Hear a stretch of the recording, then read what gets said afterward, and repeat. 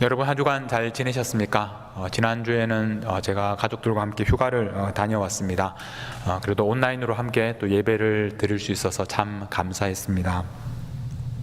우리가 집을 떠나서 여행을 할 때 제일 신경이 쓰이는 곳이 바로 이제 숙소입니다. 어디에서 잠을 잘 것인가 하는 그런 부분인데, 요즘에는 가는 곳마다 호텔들이 있고 또 에어비앤비 같은 것들을 이용할 수 있어서 우리가 미리 또 많은 계획들을 하고 또 갈 수가 있지만, 2000년 전에 처음 방문하는 곳에 아는 사람이 아무도 없는 곳에 가서 숙소를 찾는다는 것이 쉬운 일이 아니었을 것입니다.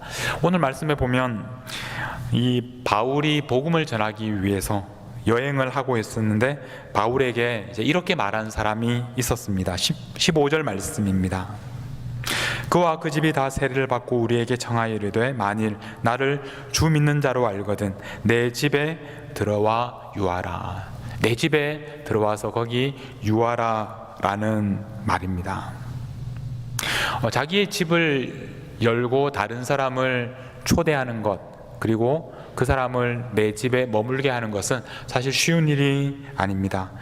저도 처음 미국에 왔을 때 이제 한번 서부로도 한번 또 동부로도 한번 여행을 할 기회가 있었는데, 그때 만났던 친구들 또 선배들, 이런 분들 만났을 때 그분들이 선뜻 자기 집을 열어서 하룻밤 이렇게 묵게 해 주었던 그 시간들이 기억이 납니다. 그분들도 공부하고 있었고 또 그분들도 아이들이 어리고, 그래서 사실 남는 방도 없는 상황인데 기꺼이 우리들을 위해서 집을 열어주었던 그런 기억이 납니다.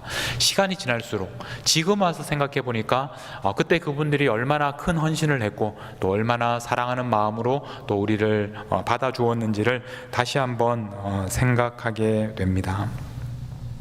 여러분들은 최근에 어떤 사람에게 내 집에 와서 머물라고 그렇게 말하신 적이 있으십니까? 누구를 향해서 여러분들은 그런 말을 하셨습니까? 오늘 말씀을 보면 사실 그 당시에 이런 말을 하는 것이 쉬운 결정이 아니었을 것입니다. 그런데 바로 이 말, 내 집에 들어와 유하라, 이 말을 통해서 빌립보에 처음으로 교회가 세워졌고, 그리고 처음으로 유럽에 하나님의 교회가 세워지는, 그래서 유럽을 통해서 정말 전 세계로 하나님의 복음이 전해지는 그런 중요한 계기가 된 바로 그 사건이 오늘 말씀입니다. 내 집에 들어와 유하라, 이 한마디. 우리가 오늘 말씀을 이해하려면 먼저 바울이 보았던 환상에 대한 이야기부터 해야 합니다. 바울이 여행을 이제 합니다. 그래서 안디옥을 출발해서 이제 전도를 위해서 떠나게 되는데, 드로아까지 가서 이제 다른 곳으로 가려고 했지만 상황이 여의치 않고 길이 막혔습니다. 그때 밤에 환상으로 보게 된 것이 바로 이 마케도니아 사람입니다. 사진을 한 장 보여주시면, 이 사진을 보시면 지금 저 이렇게 정신을 잃고 갈 길을 몰라서 누워서 자고 있는 사람이 바울입니다. 그리고 푸른 옷을 입고 나타난 사람이 바로 마케도니아 사람입니다. 이 모자이크는 지금 여러분 성경에 보면 베레아라는 그런 도시가 있는데, 지금 그 데살로니가에서 가까운 그 베레아의 바울을 기념하여 만든 기념관에 있는 그런 모자이크입니다. 마케도니아 사람이 이렇게 환상 중에 나타나서 바울에게 건너와서 우리를 도와달라고 그렇게 간청을 했습니다. 이 요청을 듣고 이제 바울은 마케도니아를 향해서 가게 되는데, 그 여정을 한번 살펴보면 그 다음 지도를 보시면 처음에 안디옥에서 이렇게 제일 오른쪽에서 출발해서 이 전도 여행을 합니다. 그러다가 드로아라는 곳까지 가니까 그 앞에 바다가 있습니다.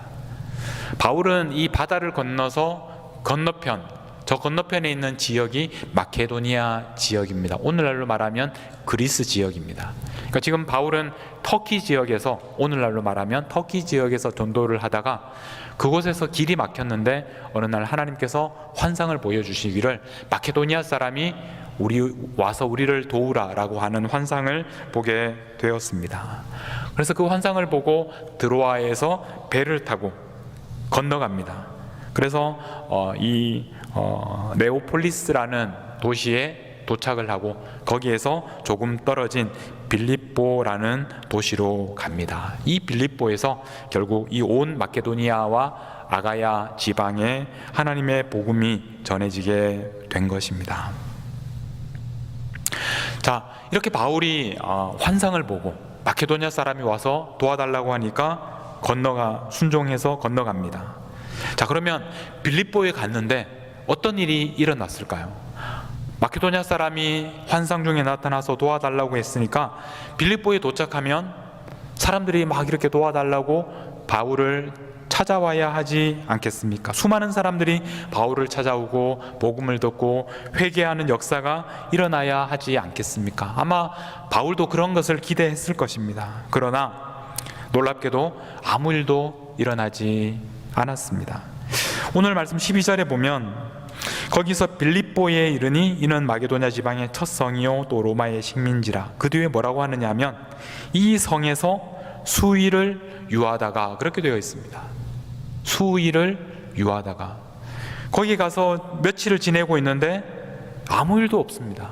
아무런 일도 일어나지 않았습니다. 아무도 바울을 찾아오지 않았고 아무도 복음을 듣고 회심하는 역사가 일어나지 않았습니다.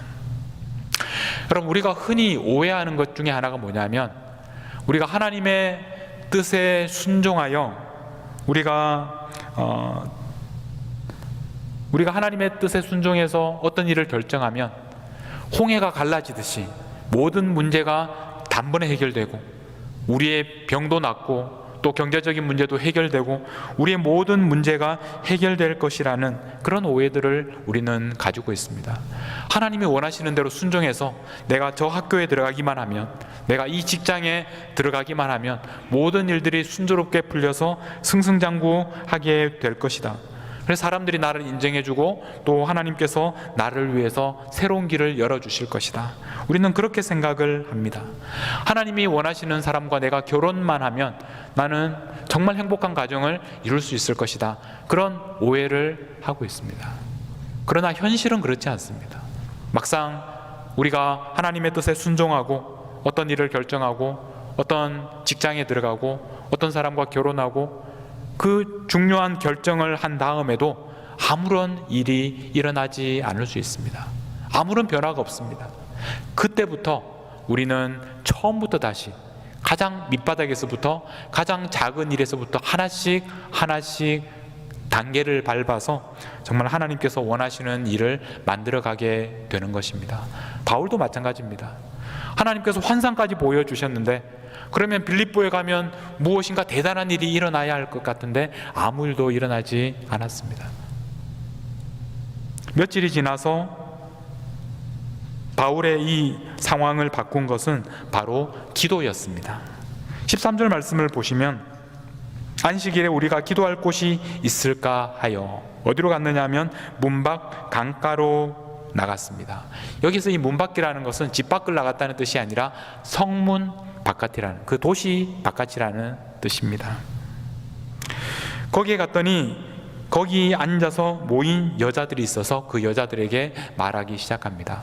우리가 보통 이 본문을 읽으면 이제 우리 가지고 있는 문화와 선입견으로는 우리도 그 예전에 보면 그 동네 어귀에 가면 그 개울이 있고 거기에 뭐 빨래도 하고 뭐 이렇게 서로 이야기하는 또 여인들을 만날 수 있었습니다. 그래서 우리는 그런 장면을 상상하기가 쉽습니다. 그런데 오늘 본문은 그런 상황을 말하는 것이 아닙니다.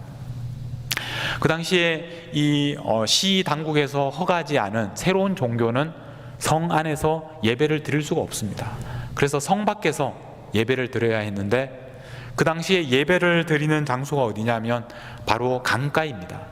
강이라는 곳은 이 물이 흐르는 곳이고 그리고 종교적인 정결 예식을 또 치를 수 있는 곳이었기 때문에 그 당시에 기도하는 사람들, 종교적인 모임을 갖는 사람들은 강가에 모였습니다. 그리고 성 바깥에 나가야만 했습니다.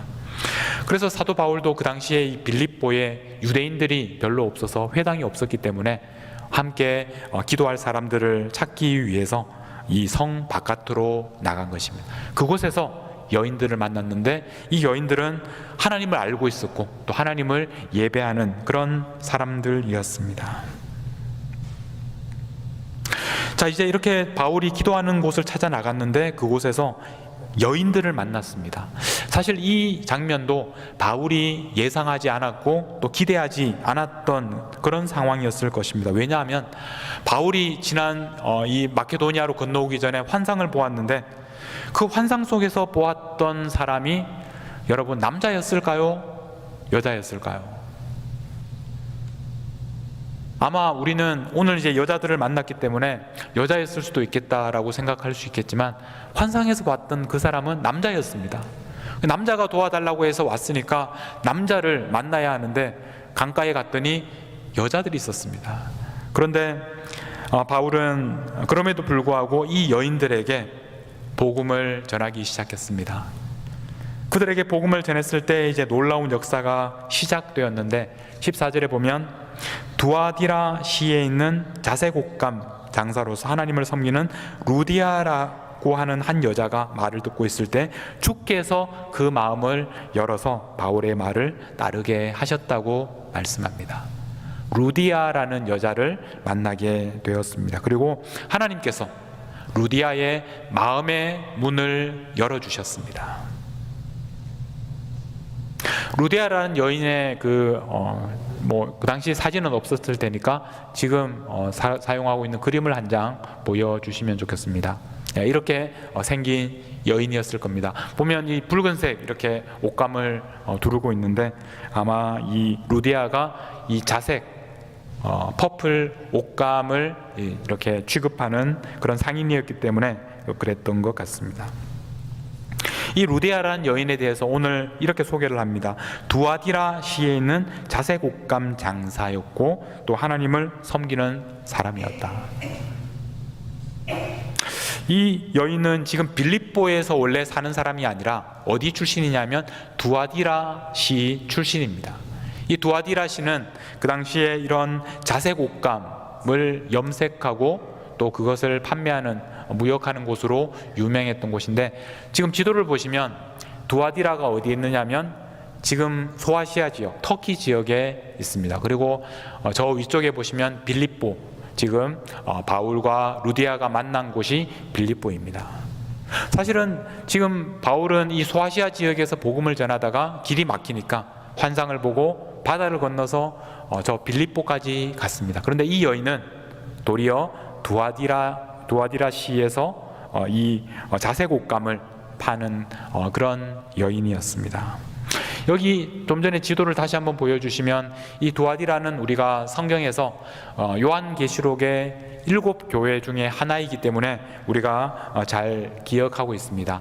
그 붉은색으로 점으로 표시된 7개의 소아시아 그런 도시들이 있는데 왼쪽 아래에서부터 보면 에베소가 있고 위쪽으로 가면서 서머나가 있고 버가모 그리고 오늘 이제 우리가 읽고 있는 이 두아디라가 있습니다. 그 다음에 사대, 빌라델피아, 그 다음에 라오디게아 이렇게 해서 7교회가 이 요한계시록에 나오고 있는 교회들입니다. 이 두아디라가 있는 이 지역은 원래 이 지역을 다스리던 나라가 루디아라는 나라였습니다. 루디아라는 아주 오래된 왕국이 있었습니다. 이 나라는 자기들의 독특한 언어가 있었고 또 자기들이 가지고 있는 화폐도 있었고 그래서 하나의 왕국이었습니다. 그런데 시간이 지나면서 이 루디아라는 나라가 망하게 되고 그리고 지금은 로마의 아시아 주에 속한 한 부분이 되었습니다. 오늘 우리가 보는 이 바울이 만난 루디아라는 여인은 바로 이 루디아 출신입니다. 그러니까 루디아 출신의 이 여인을 지금 성경에서는 루디아라고 말합니다. 우리가 이걸 통해서 짐작할 수 있는 건 뭐냐면 사실은 이 루디아라는 이름이 이 여인의 본래의 이름이 아니었을 가능성이 많다는 겁니다. 우리가 예전에 그 어떤 여자의 이름을 부를 때 뭐 안동댁이라든지 뭐 서울댁이라든지 이렇게 그 여인의 출신에 따라서 불렀지 이름을 직접 부르지 않았던 그런 우리의 문화도 그와 비슷하다고 볼 수가 있습니다. 어쩌면 이 여인은 이름조차 제대로 알려져 있지 않은 루디아 지방 출신의 한 여인이었습니다. 그런데 바로 이 여인을 통해서 하나님께서 바울에게 보여주셨던, 바울이 본 환상에서 분명히 남자였는데, 그런데 이 정말 이름 없는 한 여인을 통해서 하나님의 그 비전이 이루어져 가는 것을 우리가 볼 수 있습니다. 그래서 하나님께서 루디아의 마음을 열어주셨고, 루디아가 바울에게 자신의 집을 열어주게 됩니다.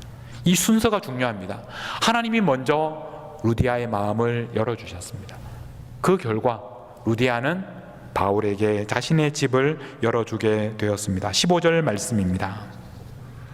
그와 그 집이 다 세례를 받고 우리에게 청하여 이르되 만일 나를 주 믿는 자로 알거든 내 집에 들어와 유하라, 강권하여 머물게 하니라. 이렇게 해서 이 루디아의 집에서 빌립보 교회가 시작되었고, 유럽의 최초의 교회, 유럽의 최초의 세례자, 바로 그런 영광스러운 이름을 얻게 되었습니다. 여러분, 이 과정을 다시 한번 정리를 해보면 제일 처음에 하나님께서 보여주신 환상이 있었습니다. 하나님의 꿈이 있었습니다. 그 다음에 기도가 있었습니다. 그 다음에 하나님께서 마음을 열어주셨습니다. 그리고 마지막으로 루디아가 자신의 집을 열어주게 됩니다. 여러분, 오늘 여러분들의 마음은 열려 있습니까? 오늘 여러분들의 마음은 누구를 향해 열려 있는지 여러분의 마음을 한번 지켜보시기 바랍니다. 하나님께서는 빌립보에서 정말 이 위대한 일을 한 여인, 이름도 잘 모르는 한 여인으로부터 시작하셨습니다. 마찬가지로 하나님께서는 오늘 여러분들을 통해서 하나님의 일을, 그 위대한 일을 시작하실 것입니다. 여러분 생각에 나는 그렇게 대단한 사람도 아니고 나는 그렇게 큰 일을 할 수 있는 사람이 아니라고 생각하지 마십시오. 하나님께서 여러분의 마음을 열어주시면, 그리고 여러분들이 또 다른 한 사람을 향하여 마음을 열게 되면, 그러면 여러분들을 통해서 이 하나님의 일이 시작되는 것입니다. 나는 어떻게 해야 내 마음의 문을 열 수 있는지, 나는 어떻게 해야 누구를 향해 문을 열어야 하는지 모르겠습니다 라고 생각하는 분들은 기도하기 시작하십시오. 우리가 기도하면 하나님의 마음을 알게 됩니다. 하나님의 환상을 우리가 보게 됩니다. 하나님께서 지금 누구를 향해서 관심을 가지고 계시는지 하나님의 뜻을 알게 됩니다. 하나님께서 우리의 마음을 움직이시고 우리의 마음을 열어주시고 우리가 누구를 향해서 마음을 열어야 하는지를 알게 하실 것입니다. 하나님이 우리의 마음을 열면 우리는 우리의 마음을, 우리의 집을 또 다른 사람들을 향해서 기꺼이 열게 됩니다. 지금까지는 열 수 없었던 우리의 마음, 지금까지 열 수 없었던 우리의 집을 다른 사람을 향해서 열 수 있게 됩니다. 지금까지는 내가 사랑하는 가족들, 정말 가까운 친구들에게만 허락했던 내 집을 지금까지 알지 못했던 사람들, 낯선 이웃들에게 주님의 이름으로 그분들을 영접하고 받아들이고 섬길 수 있는 그런 삶을 살 수 있게 될 것입니다. 여러분들은 누구를 향해 여러분의 집을 여시겠습니까? 여러분의 삶을 누구를 위해서 여시겠습니까? 내 집에 들어오십시오. 내 삶에 들어와서 함께 교제합시다. 나와 함께 머무는 그런 누구를 향해서 여러분들은 그런 초대의 말씀을 하시겠습니까? 지금까지 여러분들이 여러분의 문을 꼭 잠그고 다른 사람들에게 열어주지 않았던 그런 사람들, 정말 함께 삶을 나누고 싶지 않았던 그런 사람들은 누구입니까? 여러분들이 주님의 말씀에 순종해서 여러분의 삶의 문을 다른 사람들에게 열기 시작할 때 하나님의 일이 그때부터 시작될 것입니다. 여러분, 어떻게 하면 됩니까? 기도하면 됩니다. 여러분의 마음의 문을 열어달라고, 하나님께서 누구를 사랑하시고 누구에게 관심을 가지고 계시는지, 여러분을 통해서 어떤 일을 하기 원하시는지 하나님께 보여달라고 기도하기 시작하십시오. 그러면 하나님께서 여러분들을 통해서 일하기 시작하실 것입니다. 여러분, 어제 우리는 교회 대청소를 했습니다. 교회 대청소를 하면서 얼마나 마음이 감격스럽고 또 우리가 지난 1년 반 동안 우리가 함께 모이지 못하면서 사실 교회의 많은 부분들을 우리가 사용하지 않았고 그래서 먼지가 많이 쌓여 있었습니다. 이제 우리가 청소를 한다는 것은 우리가 다시 한번 같이 만날 수 있는 날이 다가오고 있다는 것입니다. 그런데 우리가 이 교회 문을 다시 열기 전에 우리 스스로에게 먼저 물어야 할 질문이 있습니다. 우리는 누구를 향하여 우리의 교회 문을 열고 있습니까? 우리가 청소하는 이유가 무엇입니까? 우리가 누구를 위하여 이렇게 청소하는 것입니까? 어제 나와서 함께 청소하셨던 분들은 어떤 마음으로 이렇게 쓸고 닦고 하시면서 어떤 생각들을 하셨습니까? 우리가 청소하는 것은 손님을 맞을 준비를 하는 것입니다. 우리가 청소를 하는 것은 우리들만을 위한 것이 아니라 우리 교회에 찾아오는 손님들을 위한 것입니다. 루디아가 했던 것처럼 우리 집에 들어와서 유하라라고 했던 바로 다른 사람들을 향하여 하는 초대의 말입니다. 우리가 문을 여는 것은 지금까지 우리가 함께 모였던 우리들만을 위한 것이 아니라 앞으로 우리 교회를 찾아올 수많은 사람들, 새 가족들, 잃어버린 영혼들을 위한 것이어야 합니다.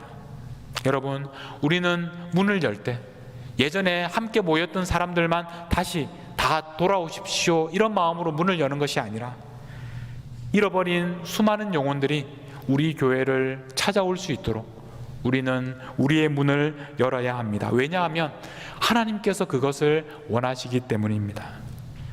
문을 여시는 분은 하나님이십니다. 우리가 문을 닫고 우리가 문을 여는 것이 아니라 하나님께서 문을 닫으시고 하나님께서 문을 열어주십니다.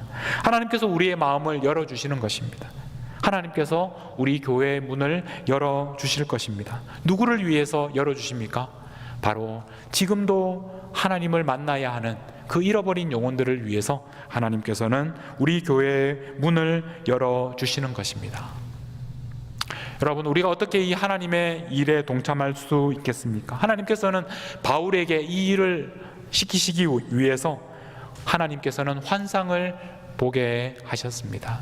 기도해야 됩니다. 기도하는 사람만 하나님의 환상을 보게 됩니다. 기도해야만 우리의 마음이 열려지게 됩니다. 여러분, 이제 우리는 교회를 깨끗하게 청소했습니다. 이제 누구든 우리 교회에 올 수 있습니다. 지금까지 이제 팬데믹 때문에 교회 나오지 못하셨던 분들도 또 다음 주부터 얼마든지 교회에 나오실 수 있습니다. 그러나 우리가 다시 모이는 것은 예전에 모였던 우리들끼리만 모이는 것이 아니라 지금까지 하나님을 만나지 못했던 그 잃어버린 영혼들, 새 가족들, 우리의 미래의 형제 자매들도 함께 만나서 이곳에서 하나님의 집 안에서 기뻐하며 머물 수 있는 바로 우리의 진정한 집을 찾게 될 것입니다. 그래서 우리가 함께 하나님께서 기뻐하시는 교회로 다시 모이게 될 것입니다. 여러분, 교회는 그런 곳입니다. 교회는 우리가 머물 곳뿐만 아니라 또 다른 새 가족들, 잃어버린 영혼들이 함께 머물 수 있는 곳을 정리하고 준비하고 그들을 초대하는 곳입니다. 저는 우리 교회가 그런 교회가 되기를, 이번에 우리가 교회 문을 열면서 정말 지금까지 하나님을 알지 못했던 수많은 잃어버린 영혼들을 초대해서 함께 머무는 그런 교회가 될 수 있기를 간절히 바라고 또 축복합니다.